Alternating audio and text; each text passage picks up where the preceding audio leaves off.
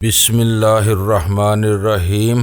گمنام ہیرو کے معزز ناظرین السلام علیکم۔ آئیے چلتے ہیں کہانی کی طرف۔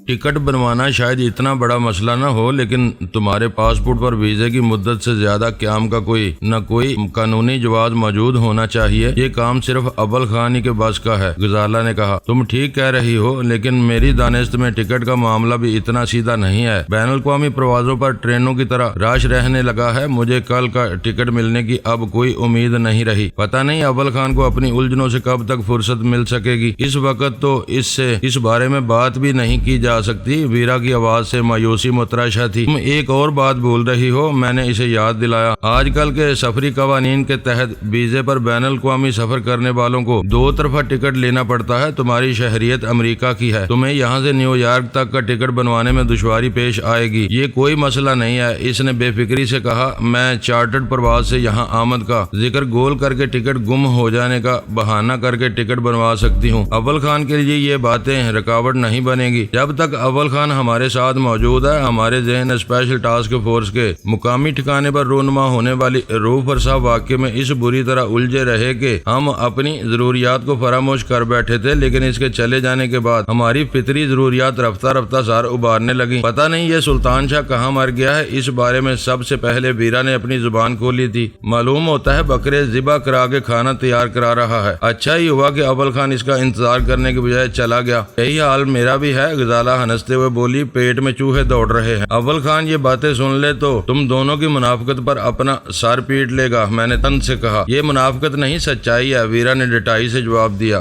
دنیا میں انسانی ضرورتوں میں صرف دو ہی اٹل سچائیاں ہیں، اور بھوک یہ ہر جگہ اور ہر حال میں ستاتی ہے۔ مرنے والے لواحقین میت کے گرد سوکھا منہ بنا کر غم کے آنسو بہاتے ہیں، لیکن موقع پا کر بازار میں کھسک جاتے ہیں اور پھر آتش آہن سرد کر کے دوبارہ میت کے سرانے سے لگ کر بیٹھ جاتے ہیں۔ یہ حال وہ چونک کر خاموش ہو گئی، کیونکہ اول خان کے چھوڑے ہوئے مخصوص ٹرانسمیٹر پر کال آنے کا اشارہ موصول ہو رہا تھا۔ سب کے لیے وہ ایک اہم پیش رفت تھی۔ میں نے پھر ٹرانسمیٹر آن کر دیا۔ دوسری طرف سے اسپیشل ٹاسک فورس کا اصرار ہی تھا۔ میں ڈینی بول رہا ہوں، تمہارا باس تھوڑی دیر پہلے یہاں سے اسٹیشن 4 گیا ہے، تم کہاں غائب ہو؟ میں ایک ہی سانس میں اپنی بات پوری کرتا چلا گیا۔ مجھے افسوس ہے کہ میں باس کی ہدایت پر عمل کرنے کے بجائے دوبارہ سیاہ کار کے پیچھے لگ گیا۔ وہ مجھے اچانک ہی ایئرپورٹ سے نکلتی ہوئی نظر آئی اور میں اس کے پیچھے ہو لیا۔ اسرار نے بتایا، لیکن تم نے کوئی پیغام کیوں نہیں دیا؟ باس تمہارے بارے میں پریشان تھا۔ سر میں مجبور تھا، میں نے کئی مرتبہ رابطہ کرنے کی کوشش کی، لیکن میرے آپریٹرز کے بیٹری سیل کمزور ہو چکے تھے۔ ابھی نئے سیل ڈالنے کا موقع ملا تو بات کر رہا ہوں۔ اس کا لہجہ مدافعانہ تھا۔ رپورٹ کیا ہے؟ میں نے غزالہ کی معنی خیز نگاہوں ابھرنے والے سوال دہرایا۔ سیاہ کار سندھی مسلم ہاؤسنگ سوسائٹی کے ایک اجاڑ مکان کے احاطے میں گئی تھی۔ بظاہر وہ مکان غیر آباد نظر آتا ہے، لیکن میں نے وہاں کم از کم 4 افراد دیکھے ہیں۔ ان میں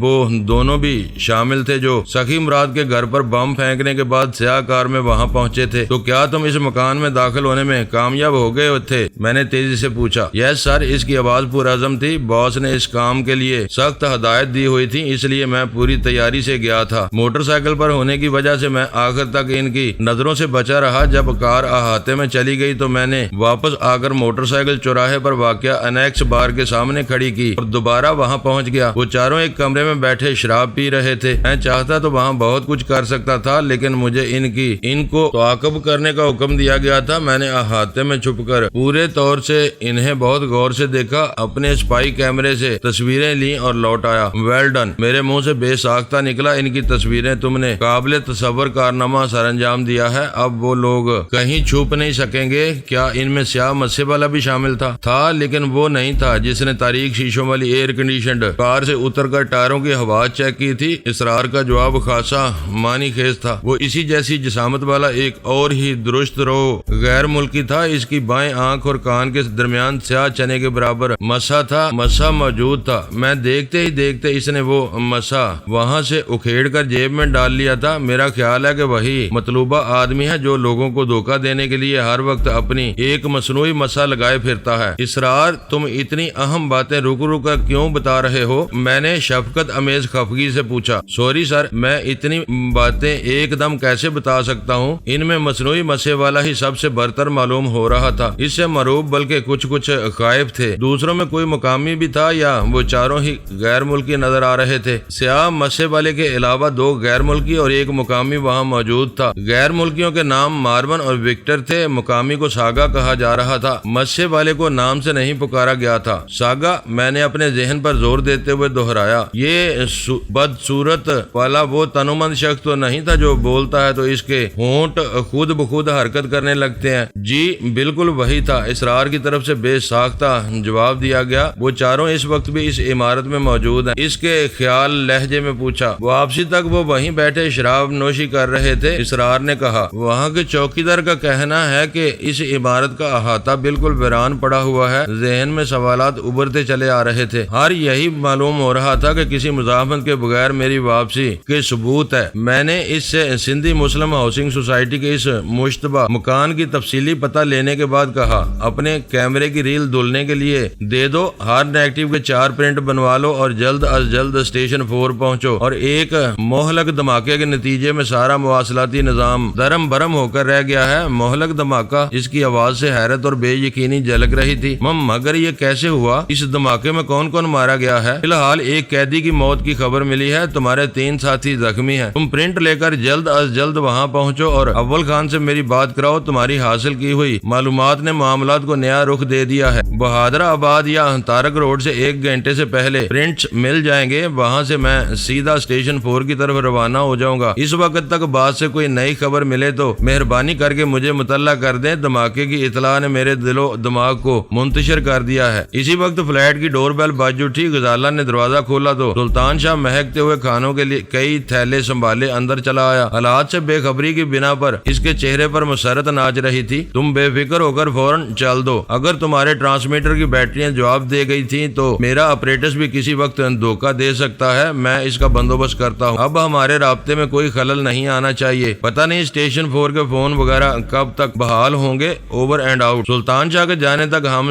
لوگ اسٹیشن 4 اور موٹر سائیکل سوار سے رابطے کی کوششوں میں بری طرح ناکام رہے تھے۔ اس نے واپسی پر مجھے اسرار سے گفتگو میں مصروف پایا تو خوشگوار حیرت میں مبتلا ہو گیا، لیکن زبان سے کوئی تبصرہ کرنے سے پہلے ہی اس کی متجسس نظروں نے اول خان کی غیر حاضری محسوس کر لی۔ ہمارا جرنیل کہاں ہے؟ اس نے شاپنگ بیگ میز پر رکھتے ہوئے پوچھا۔ ویرا نے اسے اختصار سے ان تمام واقعات سے آگاہ کر دیا جو اس کے علم میں نہیں تھے۔ اگر ہمیں راس المیڈا کا ٹھکانہ معلوم ہو چکا ہے تو ہم یہاں اپنا وقت کیوں برباد کر رہے ہیں؟ ویرا کے خاموش ہوتے ہی غزالہ بے چینی سے بول پڑی، یہ اس پر وار کرنے کا سنہری موقع ہے، اسے ضائع کر دیا گیا تو پھر ہم شاید کبھی اس کی گرد بھی نہیں پا سکیں گے۔ سندھی مسلم ہاؤسنگ سوسائٹی کا علاقہ قدیم اور گنجان آباد ہے۔ میرے بولنے سے پہلے ہی سلطان شاہ اسے سمجھانے لگا، اگر ہم نے اسپیشل ٹاسک فورس کی چھتری کے بغیر ان پر ہاتھ ڈالا اور بات بڑھ کر کھلے تصادم تک پہنچ گئی تو ہمیں خاصے مصائب کا سامنا کرنا پڑے گا۔ وہاں پولیس فورس بہت تیزی سے مداخلت کرے گی۔ وہاں چوراہے پر ہر وقت پولیس کے 1-2 گشتی دستے موجود رہتے ہیں۔ ڈینی کو اس بارے میں سوچنے دو۔ اگر مصنوعی مسے والا راس المیڈا ہی ہے اور اس کی تصاویر لے لی گئی ہیں تو سمجھ لو کہ اب اس کا برا وقت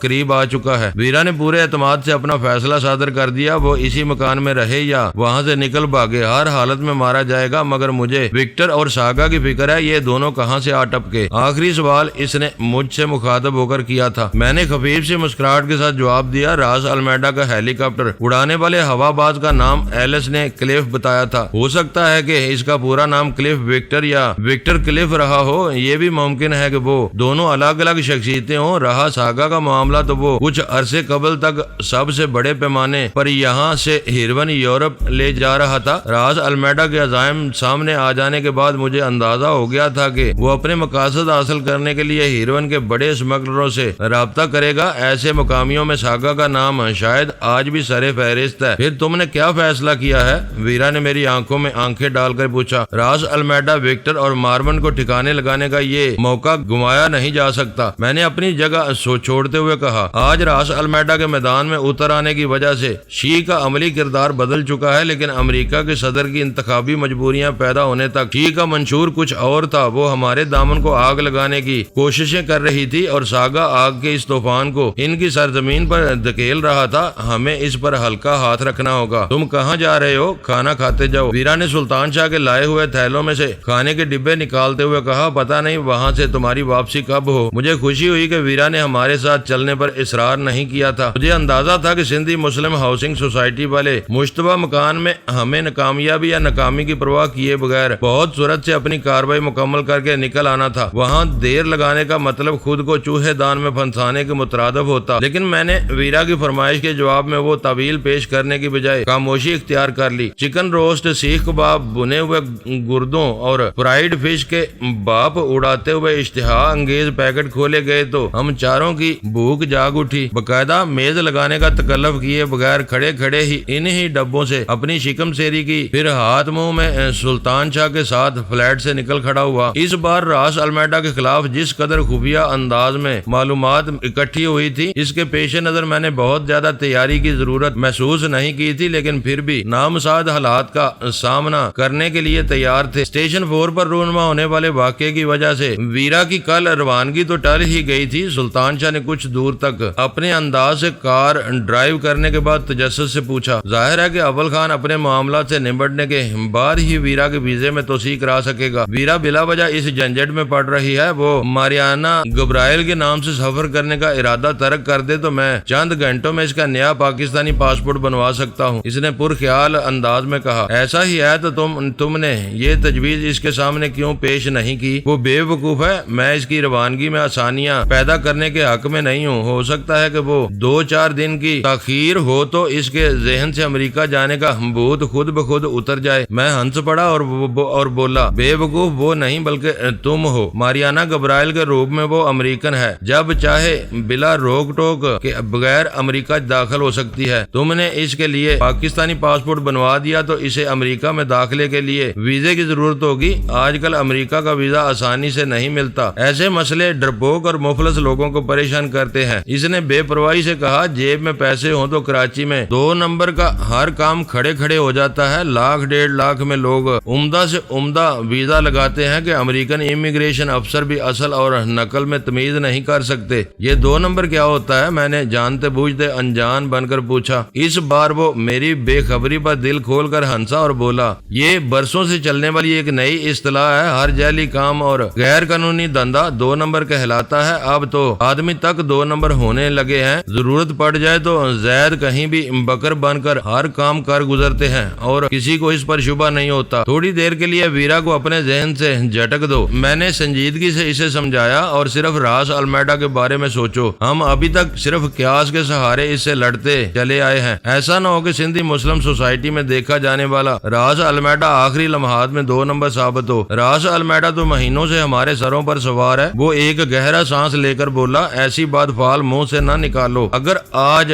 بھی وہ خود موجود نہ ہوا تو یہ قصہ طول پکڑتا چلا جائے گا۔ پھر ہم دونوں خاموشی سے اپنے اپنے خیالوں کی دنیا میں گم ہو گئے۔ شہر میں اپنی آوارہ گردی کے دوران میں نے شاہراہ قائدین سے شارع فیصل پر آنے کے لیے سینکڑوں بار سندھی مسلم سوسائٹی کا راستہ اختیار کیا تھا، لیکن کبھی بھی اس آبادی کے اندرونی حصوں میں گھومنے کا اتفاق نہیں ہوا تھا۔ اس وقت سلطان شاہ نے مشتبہ مکان کا رخ کرنے سے پہلے 1-2 گلیوں کا چکر لگایا تو مجھے یہ جان کر خوشی ہوئی کہ شہر کی اس آبادی میں ہر مکان کے دونوں طرف سڑکیں یا گلیاں موجود تھیں۔ بعد میں ابھرنے والی آبادیوں کی طرح اس علاقے میں مکانوں کی پشت ایک دوسرے سے نہیں ملی ہوئی تھی۔ اس ابتدائی جائزے سے فارغ ہو کر میں نے سلطان شاہ کو اصل ٹھکانے کی طرف چلنے کی ہدایت کی تو اس نے نہایت سعادت مندی سے تعمیل کی۔ گاڑی گلی میں مڑتے ہی پہلی خوشگوار علامت نے ہمارا استقبال کیا۔ گلی کے سارے اسٹریٹ لیمپ تاریک پڑے ہوئے تھے، بس اکا دکا مکانوں کے پھاٹکوں پر جلنے والی روشنیوں کی وجہ سے گلی میں ہلکا سا اجالا پھیلا ہوا تھا۔ سلطان شاہ سنسان اور نیم تاریک ذیلی سڑکوں پر یوں سست رفتاری سے گاڑی چلا رہا تھا جیسے نمبروں کی مدد سے کسی مکان کی تلاش میں ہو، لیکن ہم دونوں نے دور ہی سے اپنا مطلوبہ مکان دیکھ لیا تھا۔ اس مکان کے احاطے کی دیواریں خاصی نیچی تھیں، انہیں اندھیرے کا راج تھا۔ مکان کے در و دیوار باہر ہی سے اپنے مکینوں یا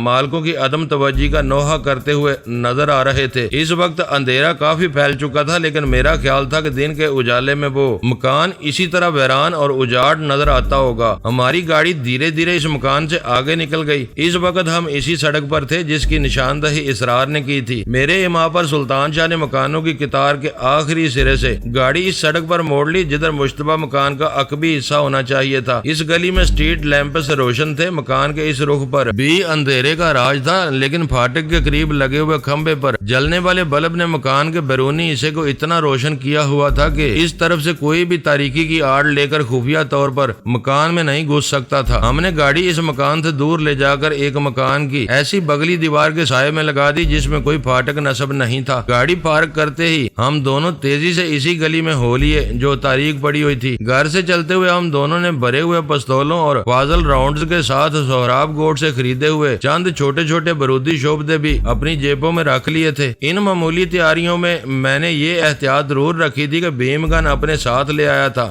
ابل خان والا ٹرانسمیٹر ابتدا سے ہی میری جیب میں تھا۔ میں آگے رہوں گا، تم کچھ وقفے کے بعد دیوار پھاندنا، میں نے چلتے چلتے اپنی حکمت عملی واضح کرتے ہوئے کہا۔ ایک دوسرے سے الگ رہ کر ہم اپنے دشمنوں سے بہتر طور پر نمٹ سکیں گے، مگر اس بھوت بنگلے میں اندھیرے کا راج ہے، ایسا نہ ہو کہ تاریکی میں ہم ایک دوسرے سے بھڑ جائیں۔ ہم میں سے کوئی اتنا احمق نہیں ہے کہ میں نے برا سا منہ بنا کر کہا اور اپنی چال تیز کر کے سلطان شاہ سے آگے نکلتا چلا گیا۔ پیش قدمی کرتے ہوئے میں کن آنکھوں سے گرد و پیش کا جائزہ بھی لیتا جا رہا تھا۔ مجھے اطمینان تھا کہ اس وقت تک میدان بالکل صاف نظر آ رہا تھا۔ میں نے اپنا رخ قدرے تبدیل کیا اور چند ہی ثانیوں میں مشتبہ مکان کے احاطے کی دیوار کے تاریک سائے میں پہنچ گیا۔ میں نے پلٹ کر دیکھا تو سلطان شاہ چند قدم پیچھے چلا آ رہا تھا۔ اس کی طرف سے اپنا اطمینان کر کے میں نے پنجوں کے بل اچک کر مکان میں نگاہ ڈالی تو بیک وقت دو باتیں میرے مشاہدے میں آئیں۔ وہ دور سے وہ مکان بالکل تاریک نظر آ رہا تھا، لیکن اس کی ایک کھڑکی کے شیشے پر مجھے روشنی کی خفیف سی عمودی لکیر نظر آئی تھی۔ شاید وہ وہی کھڑکی تھی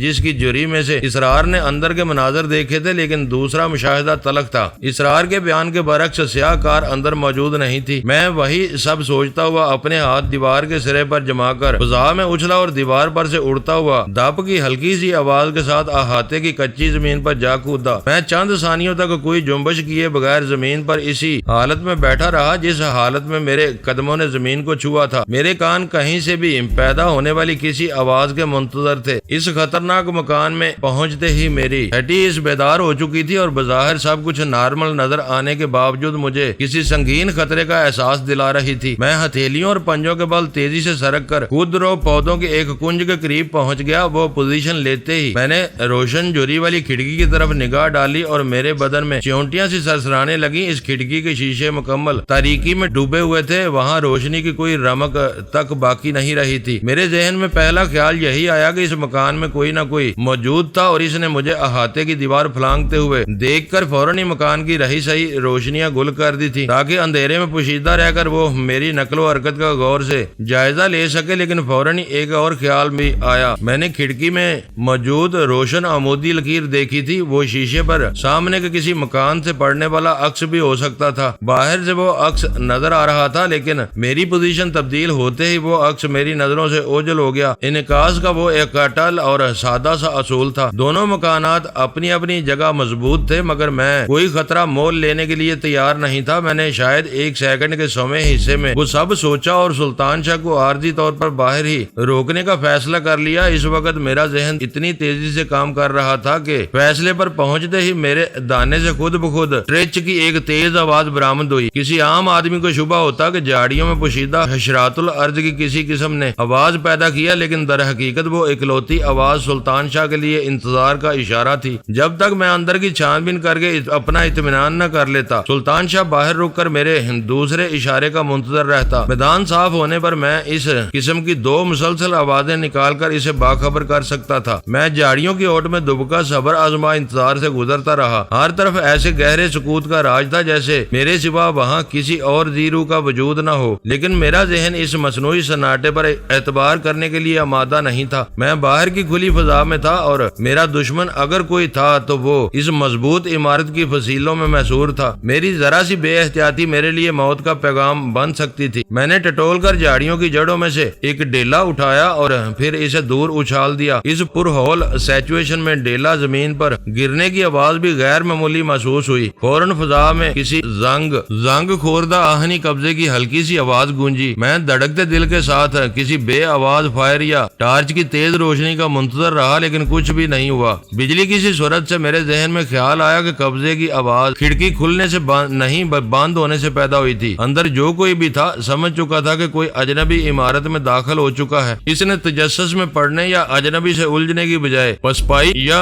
شاید فرار کی راہ اختیار کرنے کو ترجیح دی تھی۔ میں نے اپنے قدموں پر اٹھ کر پنجوں کے بل عمارت کی طرف دوڑ لگا دی۔ اسی وقت مجھے عمارت کے پختہ فرش پر کسی کے دوڑتے ہوئے قدموں کی ہلکی سی دمک سنائی دی اور میں نے اس پر کان جما دیے۔ عام حالات میں شاید میں وہ آواز نہ سن پاتا، لیکن خطرے میں گر جانے کے بعد ہر ذی روح کی ساری جبلی صلاحیتیں معمول سے کئی گنا زیادہ کام کرنے لگتی ہیں۔ توجہ کے ارتکاز نے ثابت کر دیا کہ وہ میرا وہم نہیں تھا، وہ واضح طور پر کسی ایک شخص کے دوڑتے ہوئے قدموں کی دمک تھی جو تیزی سے دور ہوتی جا رہی تھی اور آخر کار وہ معدوم بھی ہو گئی۔ میں نے اضطراری طور پر قریب ترین کھڑکی پر ہاتھ ڈال دیا۔ میری زور آزمائی کے باوجود کھڑکی اپنی جگہ پر جمی رہی۔ بند شیشوں کے پیچھے مضبوطی سے بلٹ لگا ہوا تھا۔ قدموں کی معدوم ہو جانے والی دمک سے میں یہ نتیجہ اخذ کر چکا تھا کہ اسرار کے مشاہدے کے برعکس اس وقت اندر صرف ایک آدمی موجود تھا۔ اس کے بقیہ ساتھی شاید سیاہ کار لے کر جا چکے تھے اور اندر رہ جانے والا اپنی سلامتی کے لیے کوئی خطرہ مول لینے کے لیے تیار نہیں تھا۔ وہ صرف ڈیلے کے گرنے کا شور سن کر ہی بھاگ نکلا تھا۔ میں نے اپنی جیب سے پستول نکالا اور دیوار کی اوٹ میں جھکے رہ کر شیشے پر آہنی دستے سے ضرب لگائی۔ ایک ہلکے سے چھناکے سے شیشہ ٹوٹ کر اندر کی طرف گر گیا۔ میں نے اس مرتبہ بھی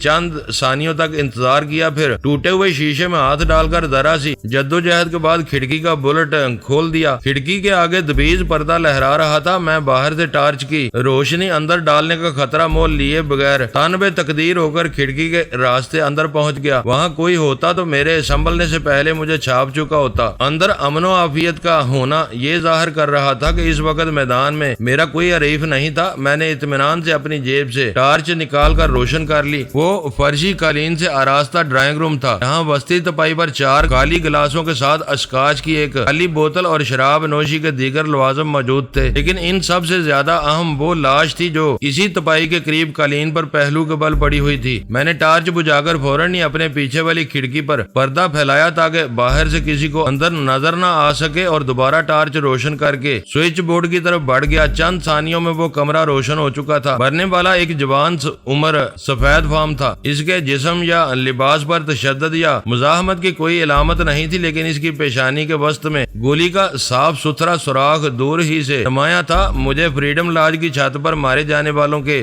بارے میں سنی ہوئی باتیں یاد آ گئیں۔ اپنے حریفوں کے دل یا پیشانی میں ایک گولی اتار کر ان کا خاتمہ کرنا راس المیڈا کا محبوب ترین مشغلہ تھا۔ لاش کی طرف پیش قدمی کرتے ہوئے مجھے سلطان شاہ کا دھیان آیا۔ میں اپنی پیش قدمیوں میں منہمک ہو کر اسے بالکل ہی بھول بیٹھا تھا، جبکہ وہ میری طرف سے خطرہ ٹل جانے کا اشارہ سننے کے انتظار میں باہر کھڑا سوکھ رہا تھا۔ میں نے پردے کے قریب جا کر اپنے دانے سے 2 مرتبہ مخصوص آواز نکالی، پھر پردہ ہٹا کر باہر جھانکنے کا ارادہ کیا ہی تھا کہ فضا میں کسی گاڑی کے انجن کی غضبناک آواز گونجنے لگی۔ معلوم ہو رہا تھا جیسے کوئی غصے یا عجلت میں گیئر تبدیل کیے بغیر ڈیزل انجن والی گاڑی کو دوڑائے چلا جا رہا تھا۔ بریکوں کی پرشور آواز کے ساتھ انجن کی آواز تھم گئی تو مجھے اندازہ ہوا کہ وہ آوازیں اسی مکان کی دوسری جانب والی سڑک سے آئی تھی اور میرا نامعلوم حریف بھی اسی طرف سے فرار ہوا تھا۔ میرے ذہن کے کسی گوشے میں خطرے کا نعرہ گونجا، مگر اس وقت تک مکان کا احاطہ دپا دپ اور پھر بھاری قدموں کے شور سے گونجنے لگا۔ آنے والے بہت تیزی اور بے خوفی سے اندر کود کر عمارت کے گرد پھیل رہے تھے۔ پولیس ہتھیار ڈال کر سب لوگ باہر نکل آؤ، تم گھیرے میں لیے جا چکے ہو۔ فضا میں ہانپتی ہوئی ایک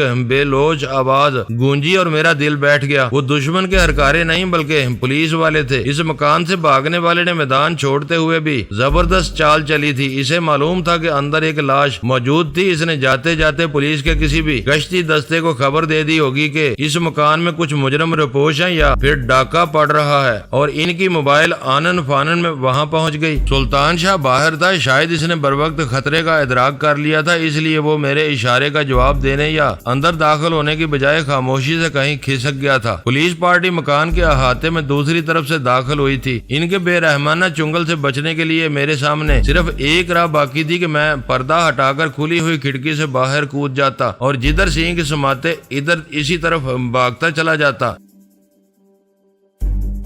معزز ناظرین، لائک کریں، شیئر کریں اور کمنٹس باکس میں پاک آرمی زندہ باد، پاکستان پائندہ باد کا نعرہ ضرور درج کر کے اپنے ملک پر فخر کریں اور پاکستان کی بنیادیں مضبوط کرنے میں اپنا کردار ادا کریں۔ ویڈیو دیکھنے کا شکریہ۔